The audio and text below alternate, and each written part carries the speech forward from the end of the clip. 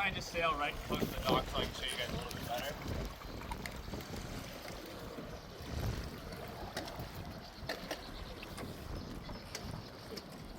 Yeah.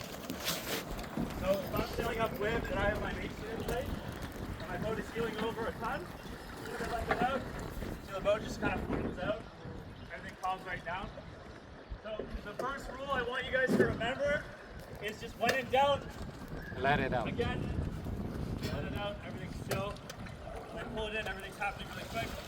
I let it out, everything kind of slows down. So if you guys want, you can think of your main sheet on your boat like your throttle pedal. Basically it's your gas pedal. The tighter it's in, the faster your boat's gonna go. It doesn't quite work that way downwind, and we're gonna talk about that when we get inside as well. So yeah.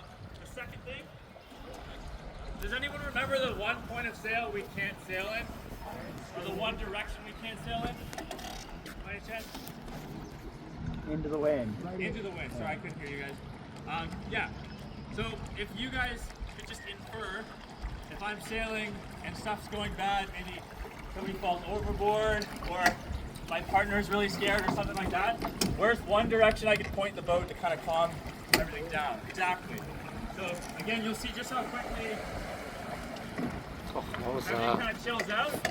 Little race car, right? The really important thing is we don't go too far. So I almost did there, but you can see if I accidentally go past irons and I'm now on the opposite tack, the wind's now hitting this side of my sail. Am I sitting on the right side of the boat right now or the wrong side? Yeah, so you can see just how quickly the boat's going to want to come over if I'm not on the right side. So again, just into irons, and we know we're in irons because our jib is flying basically straight back. So yeah. Alright. And then, I had one more thing. I showed you guys when in doubt, let it out. I showed you guys irons. Oh yeah, body positioning. Really important.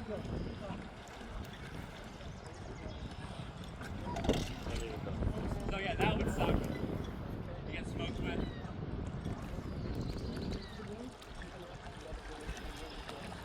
So you guys saw how fast that is going across, and then if I go for a tack instead, you can see how much slower it happens. That's why a lot of the time we'll recommend, especially if it's higher wind and you're like first starting out, just trying to avoid jibing in general. But I don't know if you guys have seen how low my head has been the entire time.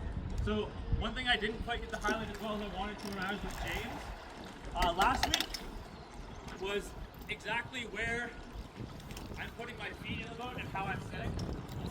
So you guys will notice most of the time my body is pretty much totally facing the front of the boat, but my feet and my hips are like sideways, perpendicular. And I explained I wanted you guys to do that so that I had good control of the tiller and I was able to push and pull the boat as easily as possible, as well as controlling my main sheet. And so no matter how much of flip-flopping and scattering I've been doing around the boat, I'm making sure that I'm looking forward. Because most importantly, we're going forward, and you'd be surprised how many collisions happen just because people aren't looking in the right direction.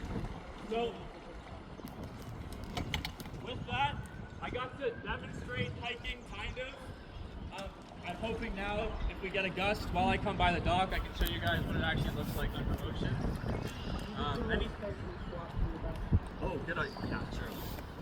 Yeah, I've been doing it quickly, but we actually have a lull right now, so I can show you guys nice and slow. So, I'm going to push the tiller away from me here, and then right when that jib switches, I'm going to switch sides with it to keep the boat nice and flat, and I'm going to straighten the boat out behind my back. So the reason I do that, again, is so that I can maintain and control and not let go of anything the entire time. And then when I know stuff is fine, I finish the maneuver, I can then bring my main sheet hand back to my tiller hand and swap hands like that and keep everything under control. So I'll show you guys that one more time. Again, sorry, we call this a tack. Tacking just meaning the wind is switching sides of the sail. So I'm pushing it away from me. As the jib switches sides, I'm going to follow it and also switch sides, and then I straighten the boat out. And again, I can sail like this forever, but whenever I feel like everything's safe and fine, move my tiller hand back and grab the main sheet. So yeah. And then I should show you for a jibe as well. You So it's basically the same thing. Don't pretend like you didn't just watch what I did. Just trying to move the boom over so you guys have a better view. Same thing's gonna happen. I'm gonna want to switch my body though when the boom switches sides instead of watching the jib. If I'm watching the jib, that thing's probably going to smoke you. So the key difference, instead of pushing the tiller away from me, I'm gonna have to pull it toward me, and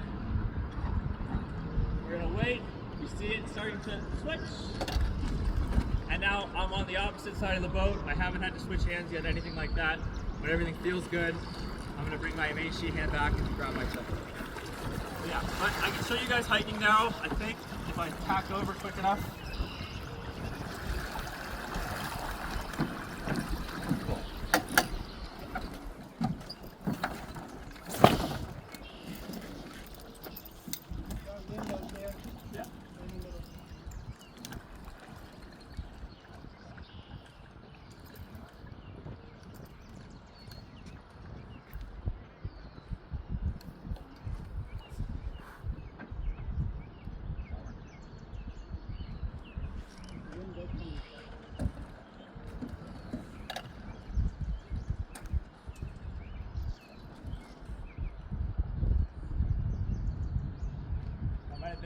Last of our strong wind, maybe.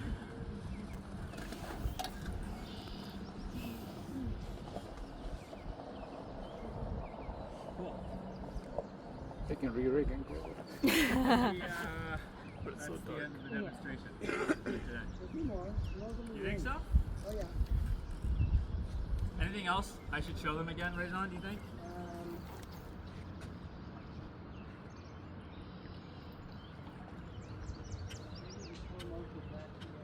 Yeah, well now that it's actually light wind, I can show them a little bit.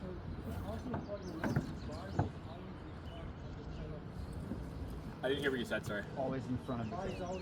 Oh, yeah. Yeah, that's a good point. Yeah, so part of the body positioning thing I didn't talk about was where I'm sitting. So again, like equidistant, right between my tiller and my main sheet block here. And the reason for that, as Rajon was explaining, if I'm sitting too far back to where the tiller is, I will not be able to pull it toward me. But more importantly, if I go for my tack, and let's say it is really windy, and the stakes are kind of high, I'm going to go to jump across the other side of the boat, and now all of a sudden when I go to steer, I cannot straighten my boat out. And so what that's going to mean is now if it was a lot windier and we're on the lake, I'm going to keep going over until I jibe again, and now I'm on the wrong side of the boat. And I've seen like probably a dozen students capsize that way. So really, really good point, Rajon, I appreciate that. You don't really realize it's a problem until it's far, far too late and then you're screwed again. So I'll just show you guys again. I want to sit equidistant so that when I switch sides, I can easily straighten the boat out behind my back. Whoop, and I have tons of room to steer. And then I only need to switch hands when necessary. But yeah, and then we'll show you guys a slow motion tack. Oh, actually, yeah, we'll show you guys one more time. So, pushing the tiller away from me, and then I'm stepping across with my back foot first, as the jib switches sides there, sitting on the opposite gunnel, and then when I feel like it, I can straighten the boat out, and only when things feel really good am I going to bring my hand back, grab the tiller, switch sides. I want another gust so I can show you guys the hiking, but that sucks. Huh? Yeah, that's awesome.